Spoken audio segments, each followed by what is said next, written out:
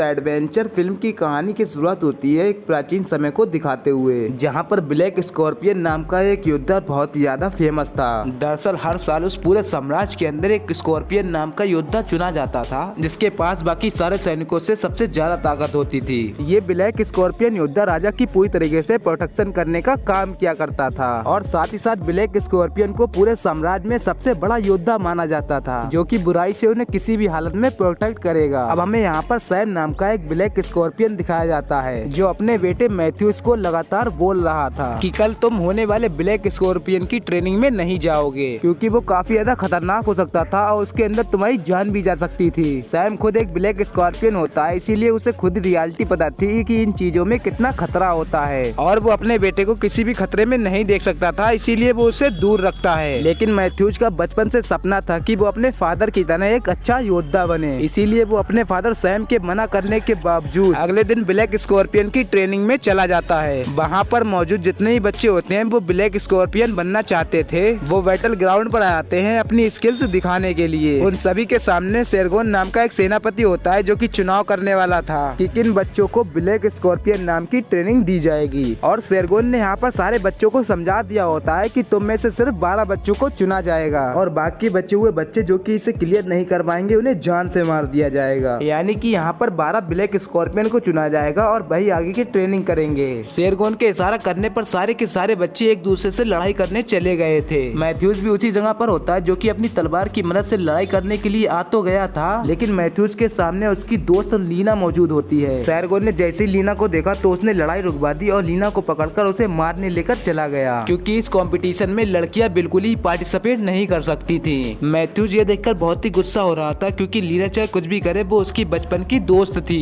इसलिए वो नहीं चाहता था कि लीना को कोई भी चोट पहुंचे।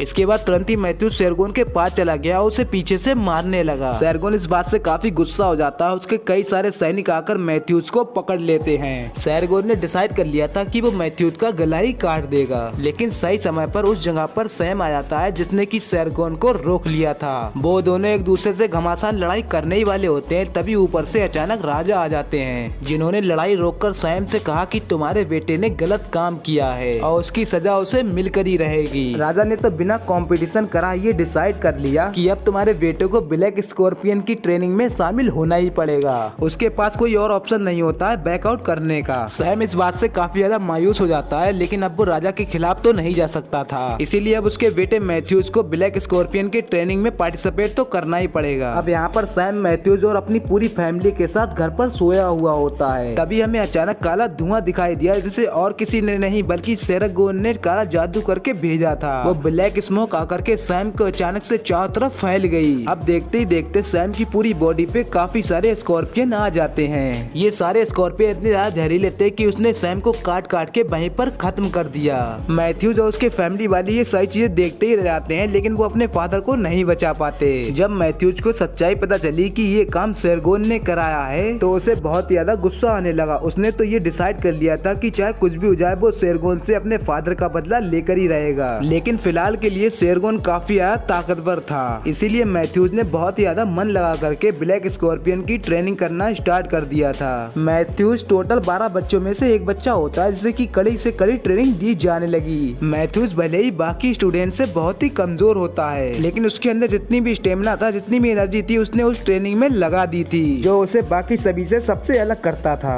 अब यहाँ पर मैथ्यूज उन बच्चों के साथ ब्लैक स्कॉर्पियन की ट्रेनिंग करते हुए कई साल बिता देता है। पूरे 8 साल की लगातार ट्रेनिंग करने के बाद मैथ्यूज अब उसके सारे दोस्त वापस आ रहे थे किंगडम के अंदर। सारे के सारे सिटीजन उस टीम को देखकर काफी ज्यादा खुश होते हैं, क्योंकि ये लोग उन्हें प्रोटेक्ट करने वाले थे। अब धीरे धीरे करके वहाँ पर सेरगोन आता है, जो कि इस राज्य का नया राजा बन चुका था। मैथ्यूज और उसके दोस्त ये देखकर एकदम शौक में पड़ गए थे कि आखिर राजा के साथ हुआ क्या था। तभी मैथ्यूज की मदर और उसका भाई नोवा मिलकर उसे बता रहे होते हैं कि सेरगोन ने बड़ी चालाकी से राजा को मार दिया और उसने उसकी जगह ले ली। तब से ही सेरगोन साम्राज्य के सारे वासियों पर काफी सारा अत्याचार करता है और उनके ऊपर अपना हुक्म चलाता है। अब यहाँ पर सेरगोन ने जैसे ही मैथ्यूज को देखा तो वो तुरंत ही पहचान जाता है कि ये तो सैम का बेटा है, इसीलिए बिना कुछ सोचे समझे सेरगोन ने मैथ्यूज से कहा कि तुम मेरे महल के अंदर आओ, मुझे ये जानना है कि तुम मेरे लिए वफादार हो कि नहीं, और इसके साथ साथ तुम्हें परीक्षा भी देनी होगी इन सारी चीजों को साबित करने के लिए। अब सेरगोन राजा बन चुका होता है, इसीलिए मैथ्यूज उसे अब मना नहीं कर सकता था। मैथ्यूज थोड़े ही समय के अंदर राजा के महल में आ जाता है, लेकिन अब शेरगोन ने अपने सारे साथियों से कह करके मैथ्यूज के छोटे भाई नोआ को पकड़ लिया था। वो तो उसे बहुत यार टॉर्चर भी करते हैं और काफी यार डैमेज पहुंचाते हैं। शेरगोन मैथ्यूज से कह रहा था कि तुम्हारा भाई मेरे खिलाफ गलत अफवाहें फैला रहा है। वो कहता है कि मैंने राजगद्दी पाने के लिए राजा का कत्ल कर दिया, लेकिन ऐसा बिल्कुल ही नहीं था। जिसके बाद शेरगोन मैथ्यूज को एक ऑर्डर देता है और कहता है कि तुम मेरे कहने पर अपने छोटे भाई का सिर काट दो। मैथ्यूज तो एक ब्लैक स्कॉर्पियन होता है जिसे कि राजा की सारी बातें माननी पड़ती थी, इसीलिए वो अपनी नुकीली तलवार लेकर नोआ के सामने आकर खड़ा हो जाता है और तुरंत ही उसके ऊपर हमला कर देता है। लेकिन मैथ्यूज ने नोआ पर नहीं बल्कि उसके गले में जो चैन पड़ी उसे काट देता है। जिसके बाद वो दोनों भाई मिलकर वहाँ पर जितने भी सैनिक होते हैं वो उन सबको मारने लगते हैं, क्योंकि मैथ्यूज बिल्कुल ही नहीं चाहता था कि अपने भाई को चोट पहुँचाना, वो भी उस आदमी के कहने पर जिसने की ये राजगद्दी गलत तरीके से हासिल की है और मैथ्यूज के फादर सैम की जान भी ली है।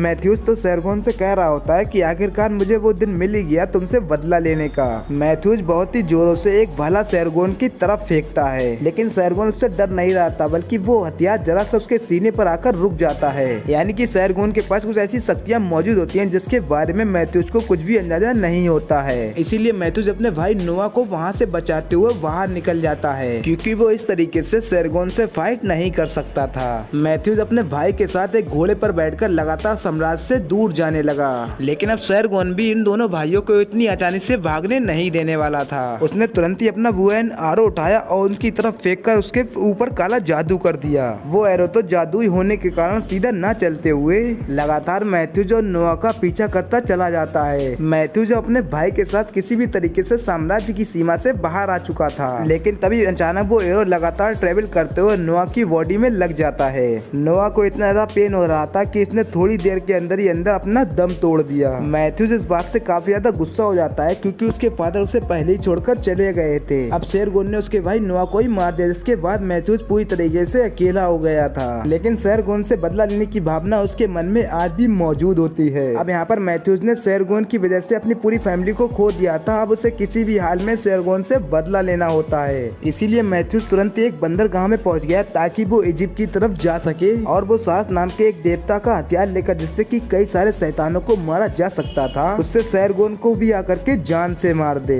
यही एम लेकर वो डायरेक्टली चला जाता है समुद्र की तरफ, जिससे कि वो इजिप्ट में पहुंच जाएगा। हालांकि रास्ते में मैथ्यूज को लीना भी मिल जाती है, इसीलिए वो भी उसके साथ जाने लगती है। लीना तो मैथ्यूज से पूछ रही होती है कि आखिरकार तुम इजिप्ट जा क्यों रहे हो। तब जाकर मैथ्यूज ने उसे सारी बातें बताई कि कैसे वो शेरगोन को ओसारस के हथियार से मारना चाहता है। लेकिन ये सारी बातें एरे नाम का एक आदमी भी सुन रहा था, जो मैथ्यूज को बताने लगा कि ओसारस का हथियार इजिप्ट के शैतानों को मारने के काम आता था और उस हथियार से तुम शेरगोन को नहीं खत्म कर सकते। उससे मैथ्यूज और भी ज्यादा सोच में पड़ जाता है, क्योंकि ये हथियार उसके पास लास्ट ऑप्शन होता है। इसीलिए मैथ्यूज एरे से पूछने लगा कि आखिरकार इसका कोई और रास्ता निकल सकता है कि नहीं। इसीलिए मैथ्यूज एरे से पूछने लगता है कि शेरगोन को मारने का और भी रास्ता कोई है भी या नहीं। तब जाकर एरे बहुत ही ज्यादा सोचकर ये बताता है कि जूस के खंडर हथियार से उसे मारा जा सकता है, जो कि तुम्हें शायद अंडरवर्ल्ड के रास्ते में मिलेगा। लेकिन वो जगह बहुत ही ज्यादा खतरनाक थी, जहाँ की राजकुमारी का नाम एशली होता है। और कहते हैं कि आज तक जो भी इंसान अंडरवर्ल्ड के रास्ते पर गया वो जिंदा लौटकर कहीं वापस नहीं आया। लेकिन अब मैथ्यूज भी एरे को कन्वेंस करने लगा कि वो भी उसके साथ अंडरवर्ल्ड में चले।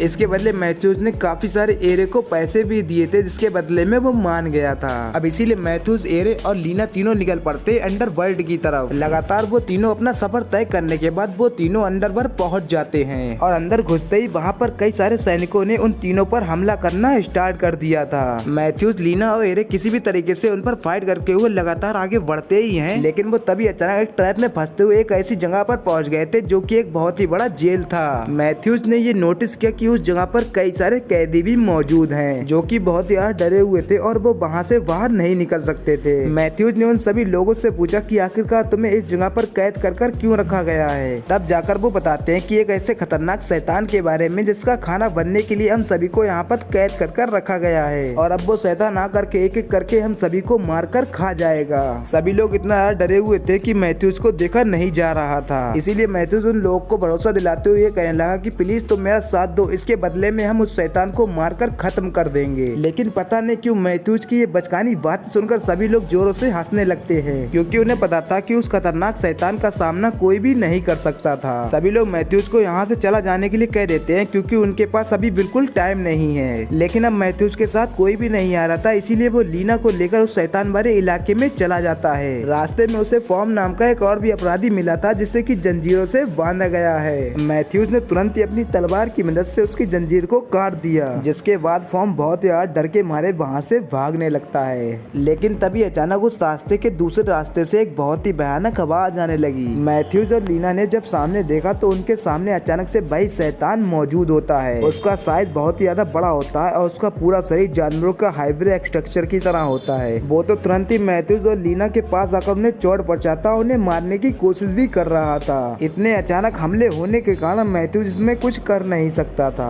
अब तो उस शैतान ने मैथ्यूज को बुरी तरीके से पकड़ लिया था, उसे मारने जा रहा होता है। लेकिन तभी पीछे से फॉर्म और बाकी के सारे कैदी वहाँ पर आ चुके थे, जो कि लगातार बड़े बड़े पत्थर उठाकर उस शैतान को मारते ही चले जाते हैं। वो खतरनाक मॉन्स्टर उनमें से एक आदमी को पकड़कर उसे जान से मारने लगता है। इस बात से बाकी कैदी बहुत ज्यादा डर गए थे और उन्हें कुछ समझ में नहीं आ रहा था कि उस शैतान से बचने के लिए हम लोग क्या करें। लेकिन सारी चीजों का फायदा उठा करके मैथ्यूज शैतान के पीछे से आ जाता है अपनी तलवार लेकर के, और उस भयानक शैतान की बॉडी में अपनी तलवार घुसा दी। मैथ्यूज का ये निशाना इतना ज्यादा परफेक्ट होता है कि वो शैतान तुरंत ही मर गया था। वो सारे कैदी मैथ्यूज को देखते ही रह गए क्योंकि उन लोगों ने कभी भी नहीं सोचा था कि कोई ऐसा योद्धा आकर इस शैतान को खत्म कर देगा। अब यहाँ पर सारी चीजें नॉर्मल होने के बाद मैथ्यूज उन सारे कैदियों से बात करता है कि तुम सब मेरा साथ दो अंडरवर्ल्ड में जाने से और यहाँ से बाहर निकलने के लिए। मैथ्यूज के आने से उन सारे बंदी के बनाए गए लोगों में एक उम्मीद जाग उठी थी और वो मैथ्यूज के साथ यहाँ से बाहर निकल जाएंगे, इसीलिए वो सब लोग डिसाइड कर लेते हैं यहाँ से निकलने के लिए। अब यहाँ पर मैथ्यूज के साथ सारे लोग अंडरवर्ल्ड के रास्ते से आगे बढ़ने लगे थे और अब वो सभी लोग चलते हुए एक बहुत ही बड़े चैम्बर में आ चुके थे। लेकिन ताज्जुब की बात ये हुई कि अंदर आने से पहले इंटर्न पूरी तरीके से गायब हो चुका होता है। सभी लोग एकदम टेंशन में आ गए कि आखिरकार हम लोग यहाँ से बाहर कैसे निकलेंगे। तब जाकर काफी रिसर्च करने के बाद एरे जमीन पर एक निशान को रिकवर करता है और ये निशान प्राचीन लैंग्वेज में लिखी गई थी, इसीलिए एरे उसे पढ़ पा रहा था। एरे उन सारी चीजों को अच्छे से समझता है और वहाँ पर लिखे गए एक वर्ड को पढ़ता है। ऐसा करते ही वो पूरा चैम्बर एकदम से ओपन हो गया था और वहाँ पर लगी बड़ी बड़ी दीवारें एकदम से आसमान में गायब हो चुकी थी। तब जाकर ये रिवील होता है कि वो सभी लोग बहुत ही बड़े पिलर के ऊपर खड़े हुए हैं, जो कि एकदम वीरान रेगिस्तान के एकदम बीचों बीच था। मैथ्यूज के साथ साथ उन सारे लोगों को बिल्कुल समझ नहीं आ रहा था कि आखिर अब क्या किया जाए। तभी मैथ्यूज ने पिलर की दूसरी तरफ अपना पैर रखा। अचानक उसके पैर के नीचे एक पत्थर आ जाता है जिसके ऊपर वो आसानी से खड़ा हो जाता है। मैथ्यूज को लगने लगा कि भले ही मैं हवा में पैर रखूं, मैं अपने आप ही लैंड कर जाऊंगा। लेकिन जैसे ही वो दूसरा पैर रखता है तभी अचानक से वो नीचे गिर गया।